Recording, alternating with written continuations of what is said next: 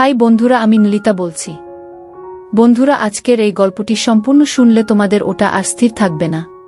কথা দিচ্ছি, শেষে গিয়ে তোমাদের ওটা অনেক হালকা লাগবে। তো চলুন আসল গল্পে চলে যাই। বন্ধুরা, আজকের এই গল্পে আপনাদের স্বাগতম। আমি ঈশান। আমাদের পরিবারে ছিল মা, বাবা আর আমি। আগে আমাদের সাথে আমার দিদিও থাকতো, কিন্তু দিদির বিয়ের পর বাড়িতে আমরা তিনজনই থাকতাম। আমাদের আবাসনটি ছিল একটি ব্যস্ত এলাকায়। তবে পরে বিভিন্ন কারণে লোকসংখ্যা কমে যায়, যদিও করোনার সময় ছিল তখন। তাই অনেকেই বাড়ি থেকে কাজ করত, এজন্য অনেকে গ্রামে চলে যায়। তবে 2021 সালের পরে ধীরে ধীরে আমাদের সোসাইটি আবার চঞ্চল হয়ে ওঠে। বিভিন্ন উৎসব পুনরায় উদযাপন হতে শুরু করে। আমার মায়ের নাম ছিল মাধুরী। তিনি তার নামের মতোই সুন্দর এবং মুক্ত চিন্তার অধিকারী ছিলেন। মায়ের এক অসাধারণ গুণ ছিল, তিনি যে কোনো পরিস্থিতিতে সঠিক সুযোগের সদ্ব্যবহার করতে পারতেন। তার বুদ্ধি ও কথার ভঙ্গি ছিল অতুলনীয়। কিছুদিন আগেই একটি ঘটনা ঘটেছিল যা আমার জীবনে গভীর প্রভাব ফেলেছে। আমাদের সোসাইটিতে একটি বড় পার্টির পরিকল্পনা চলছিল। আমাদের সোসাইটিতে মোট 10টি বিল্ডিং ছিল, আর সবাই মিলে একসঙ্গে এই উৎসবটি উদযাপনের সিদ্ধান্ত নেওয়া হয়। উৎসবটি ছিল নতুন বছর উপলক্ষে। পার্টির দিন মা একটি উজ্জ্বল লাল রঙের শাড়ি আর স্টাইলিশ ব্লাউজ পরে বের হলেন। তাকে অসম্ভব সুন্দর দেখাচ্ছিল। করোনার সময় মায়ের জীবনযাত্রায় বড় পরিবর্তন আসে। তিনি তার শরীর ও স্বাস্থ্যের প্রতি বিশেষ মনোযোগ দিতে শুরু করেন। প্রতিদিন সকালে তিনি হালকা পোশাক পরে ঘরে বসে যোগব্যায়াম ও প্রাণায়াম করতেন। আমি মুগ্ধ হয়ে মাঝে মাঝে দূর থেকে লুকিয়ে মায়ের এই অনুশীলন দেখতাম। অনুশীলন এর সময় মাকে অনেক সুন্দর আর আকর্ষণীয় লাগত, যা আমার মনকে অনেক প্রভাবিত করত। পার্টির দিন মা ও আমি একসঙ্গে অনুষ্ঠানস্থলে পৌঁছাই। আমাদের সোসাইটির সবাই সেখানে আনন্দে মেতে উঠেছিল। মা ছিলেন খুবই প্রাণবন্ত ও হাসিখুশি। তিনি এই উৎসবের মূল আকর্ষণ হয়ে ওঠেন, কারণ মা সবার থেকে অনেক সুন্দর আর আকর্ষণীয় ছিল সেখানে। আর সাজগোজ করায় তাকে আরও সুন্দর লাগছিল। যতক্ষণ না লোকজন আসতে শুরু করল, পার্টির পরিবেশ ধীরে ধীরে আরও আকর্ষণীয় হয়ে উঠছিল। অন্য মহিলারাও দারুণভাবে সেজেগুজে এসেছিলেন। পুরো জায়গাটা আলো আর আনন্দে ভরে উঠেছিল। কিছুক্ষণ পর ডান্স প্রোগ্রাম শুরু হয়। সবাই একের পর এক মঞ্চে উঠে নাচতে শুরু করল। আমিও নিজের মতো করে পার্টির মাঝে ঢুকে পড়লাম। পার্টির এক কোণে গিয়ে আমি এক বোতল পানিও তুলে নিই। লুকিয়ে লুকিয়ে পান করতে থাকি। এদিকে নাচের মধ্যে একটা মেয়ের সঙ্গে আমার আলাপ হয়। তার নাম ছিল নেহা। তার হাসি আর কণ্ঠে যেন কিছু আলাদা আকর্ষণ ছিল। সে আমার কাছে এসে কথা বলল এবং এক পর্যায়ে আমাকে প্রস্তাব দেয়। নেহা আমাকে বলল, চলো আমার বাড়ি, আমি তোমার পাশে কিছু সময় থাকতে চাই। আমি তখন এমন অবস্থায় ছিলাম যেখানে আমার নিজের উপর নিয়ন্ত্রণ ছিল না। মন চাইছিল কোনো কিছু নতুন করার। আমরা ঠিক পার্টি ছেড়ে বেরিয়ে যাব, এমন সময় আমার মা সেখানে এসে পৌঁছালেন। মা বুঝতে পেরেছিলেন যে আমি কোথাও লুকিয়ে আছি, আর তিনি আমাকে খুঁজতে খুঁজতে ঠিক সেখানে চলে এলেন। মা আমাকে দেখতে পেয়ে থমকে গেলেন। তার চোখে উদ্বেগ আর কষ্টের ছাপ ছিল। তিনি আমার হাত ধরে বললেন, তুমি কি জানো তুমি কি করতে যাচ্ছ? এই পথে হেঁটো না, জীবনকে নিজের নিয়ন্ত্রণে রাখো। মায়ের কথাগুলো যেন আমার ভিতর গভীর ছাপ ফেলল। পার্টির এক কোণে যখন আমি লুকিয়ে পানীয় পান করছিলাম, তখন হঠাৎ মায়ের গলা শুনতে পেলাম। মা আমাকে খুঁজে পেয়ে ডাক দিলেন। আমি হতবাক হয়ে গেলাম, আর নেহা ভয় পেয়ে চুপচাপ সেখান থেকে চলে গেল। আমি মায়ের দিকে এগিয়ে গেলাম। মা আমাকে দেখে বললেন, এটা কি তোমার পার্টি করার স্টাইল? আমি কিছু বলার আগে মা আমার মুখের দিকে তাকিয়ে বললেন, তুমি কি পান করেছ? তোমার মুখ থেকে তো পানীয়ের গন্ধ আসছে। লজ্জা করে না তোমার? আমি মাকে বোঝানোর চেষ্টা করলাম। বললাম, মা, এটাই আমার প্রথমবার। বছরের এই দিনটা একটু আনন্দ করতে চেয়েছিলাম। মা আমার কথা শুনে শান্ত স্বরে বললেন, আনন্দ করো, কিন্তু এমন গোপনে নয়। যদি কেউ দেখে ফেলে বা জানতে পারে, তবে তোমার বাবার মান সম্মান কি হবে? নিজের কাজের জন্য পরিবারের মানমর্যাদা নষ্ট করো না। আমি প্রতিশ্রুতি দিলাম, মা, আমি আর কখনো এমন করব না। সবকিছু তোমাকে জানিয়ে করব। মা আমার দিকে তাকিয়ে বললেন, সত্যি বলতে, সমস্যা আনন্দে নয়, সমস্যা তখন হয় যখন তুমি লুকিয়ে কিছু করো। যা করছো তা সঠিক পথে করো। আর বাইরের কারো কাছে এমন কিছু করো না যাতে তারা তোমার বা আমাদের সম্মান নিয়ে কথা বলতে পারে। এরপর আমি মায়ের হাত ধরে বললাম, মা, আজকের দিনটা নষ্ট করো না, তুমি এসো, আমাদের সঙ্গে পার্টিতে যোগ দাও। মা আমার কথায় রাজি হয়ে গেলেন। আমরা আবার পার্টিতে ফিরে গেলাম। মা ধীরে ধীরে স্বাভাবিক হয়ে উঠলেন এবং অন্যদের সঙ্গে কথা বলতে শুরু করলেন। কিছুক্ষণ পরে লোকজন পার্টি ছেড়ে বেরিয়ে যেতে শুরু করল, কারণ ড্রিঙ্কস শেষ হয়ে গিয়েছিল। তখন মা আমাকে একটি টেবিলের কাছে নিয়ে গিয়ে বসলেন। হঠাৎ মা বললেন, আমিও একটা পানীয় চেখে দেখতে চাই। যাও, সেই কোণ থেকে একটি বোতল নিয়ে এসো যেখানে তুমি আগে ছিলে। আমি মায়ের কথা শুনে অবাক হলাম। আমি বিস্মিত হলেও বোতল নিয়ে এলাম। মা নিজেই দুটি গ্লাসে পানীয় ঢাললেন এবং বললেন, এই সময়ে আনন্দের মাঝেও দায়িত্বশীল হতে শেখা উচিত। আনন্দ করো, তবে কখনো এমন কিছু করো না যাতে নিজের কিংবা পরিবারের সম্মান প্রশ্নবিদ্ধ হয়। মায়ের কথাগুলো আমার মনে গভীর দাগ কাটল। সেই দিনটি শুধু একটা পার্টি ছিল না, বরং জীবনের একটা গুরুত্বপূর্ণ শিক্ষা পেলাম সেই রাতে। মায়ের অনুরোধে আমি পানীয়ের দুটি গ্লাস তৈরি করলাম। মা জানতে চাইলেন, দুটি কেন? আমি মৃদু হেসে বললাম, একটি তোমার জন্য এবং একটি আমার জন্য। মা প্রথমে রাগ করে আমার দিকে তাকালেন, তবে আমার হাসি দেখে শান্ত হলেন। আমরা চিয়ার্স করলাম, আর মা দ্রুত নিজের গ্লাস শেষ করলেন। এরপর তিনি আমার গ্লাসটি নিয়ে সেটিও পান করতে শুরু করলেন। আমি অবাক হয়ে তাকিয়ে রইলাম। দুটি চুমুক পর আমি মায়ের হাত থেকে গ্লাসটি নিলাম এবং বললাম, আমি আরেকটি নিয়ে আসি। মা হেসে বললেন, তাহলে তাড়াতাড়ি যাও। আমি আরেকটি ছোট বোতল নিয়ে এলাম। এবারও দুটি গ্লাস তৈরি করলাম, একটি মায়ের জন্য এবং একটি আমার জন্য। মজার ব্যাপার হলো, আমি তখনও আমার গ্লাস শেষ করিনি, কিন্তু মা ইতিমধ্যে নিজেরটি শেষ করে বোতল থেকেই পান করতে শুরু করলেন। মা পুরোপুরি মাতাল হয়ে গেলেন, আর আমি একদিকে হাসতে হাসতে তাদের সামলানোর চেষ্টা করছিলাম। এরপর আমি মাকে ধরে সোফায় বসালাম। সময় তখন রাত 11:05। একে একে সবাই ছাদে চলে গেলেন নতুন বছরের শুভেচ্ছা জানাতে, কিন্তু আমি এবং মা নিচে রইলাম, কারণ তিনি তখন কিছুটা অসুস্থ অনুভব করছিলেন। আমি মায়ের পাশে বসে নিউ ইয়ার কাউন্টডাউন শুরু করলাম।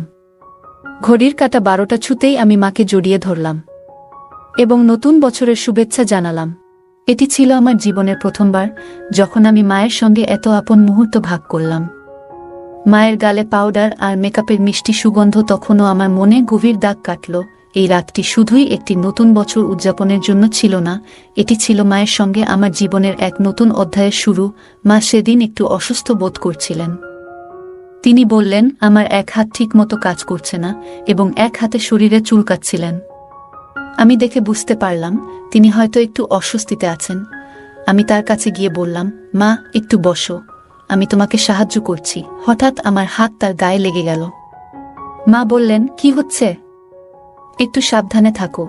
আমি সঙ্গে সঙ্গে বললাম, সরি মা, এটা একেবারেই ভুল করে হয়েছে। মা মৃদু হেসে বললেন, ঠিক আছে, এমন ছোটখাটো ব্যাপারে চিন্তা করো না। এরপর আমি তাকে আরাম দেওয়ার জন্য পাশে বসে তার সাথে কথা বলতে শুরু করলাম। তারপর তিনি বললেন, আমি তখন থেকেই তোমাকে লক্ষ্য করছি। আমার শরীর চুলকাচ্ছিল, তাই আমি চুলকিয়েছি, কিন্তু তোমার দৃষ্টি সেদিকে চলে গেছে। তখন আমি আবার ক্ষমা চাইলাম এবং বললাম, এটা আর কখনো হবে না। তিনি বললেন, আমি তোমাকে ক্ষমা করছি না, শুধু একটু রাগ হচ্ছিল। তারপর তিনি আমাকে ঠাট্টা করে বললেন, আমার ছেলে ভয় পেয়ে গেছে, আমার ছেলে ভয় পেয়ে গেছে। তিনি ইচ্ছাকৃতভাবে এটি করছিলেন। তারপর আবার ঠাট্টা করে বললেন, এখন কেমন লাগছে? আমি বললাম, খুব ভালো লাগছে। এরপর তিনি আমাকে সোফায় ঠেলে দিলেন এবং বললেন, এখন দেখো আমাকে কেমন লাগছে। আমি মাকে দেখে বললাম, মা, তোমাকে আজ খুব সুন্দর লাগছে। মা মজা করে পোজ দিয়ে বললেন, আমাকে দেখো, আমি কি মডেলের মতো লাগছি? আমি হাসি থামিয়ে বললাম, মডেল তো নয়, তার থেকেও বেশি সুন্দর লাগছে। তখন মা ঠাট্টা করে বললেন, তাহলে কি আমি সেই মেয়েটির থেকেও সুন্দর যার সঙ্গে তুমি তখন গল্প করছিলে? আমি লাজুকভাবে হেসে বললাম, মা, তুমি সবার থেকে আলাদা, তোমার তুলনা হয় না। মা হেসে বললেন, ভালো করে বলো, সত্যি কথাই বলছো তো? আমরা দুজনই হেসে উঠলাম এবং সেই মুহূর্তটা খুব আনন্দময় হয়ে উঠল। আমি মাকে বললাম, মা, তোমার তুলনা কারো সঙ্গেই করা যায় না। মা মজা করে বললেন, তাহলে বলো, সেখানে কি এত পছন্দ করেছিলে? আমি হেসে উত্তর দিলাম, কিছু না মা, শুধু মজার ছলেই কথা বলছিলাম। মা হাসি দিয়ে বললেন, সব ঠিক আছে। আজ রাতটা একটু ভিন্নভাবে শুরু করি, নতুন বছরের আনন্দে মেতে উঠি। তখন আমি মজার ছলে বললাম, তুমি কি প্রস্তুত? মা মজা করে বললেন, আর যদি প্রস্তুত না থাকি? আমরা দুজনেই হেসে উঠলাম এবং সেই মুহূর্তটা হাসি ঠাট্টায় ভরে গেল। রাতে মা বললেন, তুমি কি সত্যি আমাকে সারা রাত এভাবে ধরে রাখবে? আমি মজা করে বললাম, হ্যাঁ, কেন নয়। তিনি হেসে আমার গালে মৃদু চিমটি কেটে বললেন, তোমার তো সবসময় তাড়াহুড়ো থাকে। আমি তাকে সান্ত্বনা দিয়ে তার ঘরের দিকে নিয়ে যেতে শুরু করলাম। তিনি হেসে নামমাত্র বাধা দেওয়ার ভান করলেন, কিন্তু তা ছিল মজার ছলে। ঘরে পৌঁছে আলো জ্বালিয়ে তিনি বললেন, এখন কি করব বলো? আমি মজার ছলে বললাম, আরাম করে ঘুমানোর সময় হয়েছে মা। তিনি একটু চিন্তিত ভঙ্গিতে বললেন, তবুও এত দেরি করে ঘুমানো কি ঠিক হলো? আমি হাসি মুখে বললাম, আজকের রাতটা বিশেষ মা, একটু মজা করলে ক্ষতি নেই। আমরা দুজনেই হেসে উঠলাম আর সেই মুহূর্তটা আনন্দে ভরে উঠল। তখন সে বলল, কিন্তু আমার তো জানা থাকবে, পরে যদি খারাপ লাগে। এখন হয়তো ভালো লাগছে, কিন্তু ভবিষ্যতে এই সম্পর্কের দিকটা হয়তো বদলে যাবে। আমি বললাম, তোমার প্রতি আমার অনুভূতি সত্যি। আমি অনেকদিন ধরে তোমার পাশে আছি, একজন ভালো বন্ধুর মতো। কিন্তু যদি আজ আমরা এই মুহূর্তটাকে হারিয়ে ফেলি, তাহলে হয়তো সবকিছু বদলে যাবে। সে এক মুহূর্ত ভাবল, তারপর বলল, ঠিক আছে, কিন্তু একটাই শর্ত, আজকের পর আর কখনো কিছু আশা করো না। আমি খুশি মনে বললাম, ঠিক আছে, আমি তোমার শর্ত মেনে নিচ্ছি। তারপর সে আমার দিকে তাকিয়ে জিজ্ঞাসা করল, তুমি এমনভাবে দাঁড়িয়ে আছো কেন? আমি বললাম, কিছু না। তখন মা বলল, তাহলে যাও, যদি তুমি না চাও। আমি বললাম, তোমার ইচ্ছা যদি না থাকে, তাহলে আমি চলে যাই। আমি বিছানায় বসেছিলাম, তখনই সে আমার হাত ধরে টেনে বলল, তুমি এত গম্ভীর কেন? সবকিছু এত সিরিয়াস ভাবে নিও না। আমি অবাক হয়ে বললাম, তাহলে তুমি চোখ বন্ধ করে আগে শুয়েছিলে কেন? সে হাসতে হাসতে বলল, আলোটা আমার চোখে পড়ছিল, তাই চোখ বন্ধ করেছিলাম। আমি আলো বন্ধ করে আবার শুয়ে পড়লাম। সেই রাতে পার্টির পরে আমরা প্রথমবার এতটা সময় একসঙ্গে কাটিয়েছিলাম। তখনই সে উঠে গেল, আলোটা জ্বালালো এবং বাথরুমে চলে গেল। ফিরে এসে আবার বিছানায় শুয়ে পড়ল। আমি তাকে দেখে বললাম, মা, তুমি খুব সুন্দর লাগছো। সে হাসি দিয়ে বলল, এখন তো আমি আগের থেকে অনেকটাই রোগা হয়েছি, তাও কি তোমার কাছে ভালো লাগি? আমি বললাম, তুমি যেভাবেই হও, সবসময় আমার কাছে সুন্দর। আমি মাকে বললাম, তুমি সবসময় সুন্দর লাগো। মা মুচকি হেসে বললেন, আজ তোমার বাবা আসছে না, আমরা দুজনে একসঙ্গে সময় কাটাবো। দরজাটা বন্ধ করে দাও, আর বাইরে যাওয়ার দরকার নেই। আমি বললাম, মা, তুমি তো অনেক স্মার্ট। আমি ভেবেছিলাম তুমি পুরনো ধাঁচের মানুষ। মা হেসে বললেন, আমি এমন নই, আমি নিজের মতো করে চলি। তোমার যদি কিছু মনে হয়, নির্দ্বিধায় আমাকে বলো। আমি বললাম, আমার তোমাকে নাম ধরে ডাকতে ইচ্ছা করছে। মা বললেন, দেখো। আমি প্রথমবার তাকে তার নাম ধরে ডাকলাম আর আমরা দুজনে হেসে উঠলাম। হাসতে হাসতে আমি বললাম, মা, তোমার আর বাবার কথাবার্তা এখন খুব একটা হয় না, তাই না? মা হেসে বললেন, হ্যাঁ, এখন খুব কম হয়। মাসে 1-2 বার, তাও সময় বের করা মুশকিল। আমি বললাম, সত্যি? মা মাথা নেড়ে বললেন, হ্যাঁ, সত্যি। আমরা আবার হেসে উঠলাম। কিছুক্ষণ পর আমি মাকে জিজ্ঞাসা করলাম, মা, তোমার কি প্রয়োজন? মা মুচকি হেসে বললেন, তুই আমার ছেলে, আমি তোকে সবকিছু বলতে পারি। আমি বললাম, তাহলে আজকের রাত শুধু আমাদের জন্য। আমরা একে অপরের মুখোমুখি বসে গল্প করতে শুরু করলাম। মা আমাকে তার তারুণ্যের দিনগুলোর কথা বললেন, কিভাবে তিনি অনেক কঠিন সময় পার করেছেন এবং সবকিছু সামলেছেন। আমি তার কথা শুনলাম এবং আমার মনের কথাগুলোও তাকে জানালাম। আমি মাকে এমন কিছু কথা বললাম যা আগে কখনো কাউকে বলিনি। মা গভীরভাবে আমার কথা শুনলেন এবং তারপর বললেন, তুই জানিস আমি তোর জন্য কত গর্বিত। তুই সবসময় আমার পাশে থেকেছিস। আজ আমরা শুধু একে অপরের সাথে সময় কাটাবো।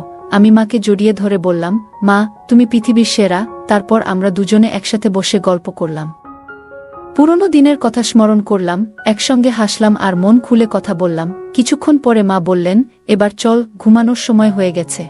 আমি মাকে বিছানায় শুইয়ে দিলাম এবং পাশে গিয়ে শুয়ে পড়লাম। আমরা দুজনে চোখ বন্ধ করলাম এবং একে অপরের সান্নিধ্যের উষ্ণতা অনুভব করলাম। সেই রাতের গভীর নিস্তব্ধতায় আমি অনুভব করলাম আমার জীবনে মায়ের গুরুত্ব ঠিক কতটা। সে সবসময় আমাকে কাছে রাখে, যেন আমি তার জীবনের একটি গুরুত্বপূর্ণ অংশ। আমি জানি তার জন্য আমি ঠিক কি, কিন্তু মাঝে মাঝে আরও ভালোভাবে বুঝতে চাই। পরের দিন সকালে যখন আমার ঘুম ভাঙল, আমি দেখলাম মা এখনো গভীর ঘুমে।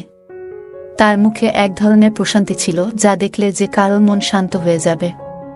আমি ধীরে ধীরে উঠে বিছানার চাদর ঠিক করে দিলাম, যেন সে আরাম করে ঘুমাতে পারে। রান্নাঘরে গিয়ে আমি তার জন্য চা বানাতে শুরু করলাম। চায়ের কাপের ভাপ উঠছিল, আর তার সাথে আমার মনে হচ্ছিল আজকের দিনটা তার জন্য একটু বিশেষ করে তুলি। যখন সে ঘুম থেকে জাগল, আমি চা নিয়ে তার ঘরে ঢুকলাম। মৃদু হাসি দিয়ে বললাম, গুড মর্নিং মা, চা নিয়ে এসেছি তোমার জন্য। মা একটু অবাক হয়েও আনন্দিত হলেন। তিনি হাসি মুখে বললেন, গুড মর্নিং আমার লক্ষ্মী ছেলে, তুমি এভাবে আমার জন্য চা বানিয়েছ? এটা তো চমৎকার শুরু। আমরা একসঙ্গে বসে চা খেলাম। সেই দিন থেকেই আমাদের সম্পর্ক আরও গভীর হতে শুরু করল। আমরা প্রতিদিন একে অপরের সঙ্গে আরও বেশি সময় কাটানোর চেষ্টা করতাম। ছোট ছোট বিষয় থেকে শুরু করে বড় চিন্তাভাবনা, সবকিছু আমরা একে অপরের সঙ্গে ভাগ করে নিতে লাগলাম। সেই রাত, যে রাতে আমরা একসঙ্গে এতটা সময় কাটিয়েছিলাম, আমাদের জীবনে এক নতুন অধ্যায়ের সূচনা করল। আমরা দুজনেই একে অপরকে আরও ভালোভাবে জানতে এবং বুঝতে পারলাম। সেই মুহূর্তগুলো আমাদের সম্পর্ককে আরও দৃঢ় করে তুলল। তো বন্ধুরা, এটাই ছিল আজকের ছোট্ট গল্প। এমন আরও গল্প শুনতে চাইলে কমেন্টে জানাও। গল্পটি আপনাদের কেমন লাগলো কমেন্ট করে জানাতে ভুলবেন না। আর যদি গল্পটি ভালো লেগে থাকে তাহলে অবশ্যই লাইক করুন এবং আপনার বন্ধুদের সঙ্গে শেয়ার করুন। এমন আরও আকর্ষণীয় গল্পের জন্য আমাদের চ্যানেলটি সাবস্ক্রাইব করুন এবং বেল আইকনটি ক্লিক করতে ভুলবেন না, যাতে আমাদের কোনো গল্প মিস না হয়। ধন্যবাদ।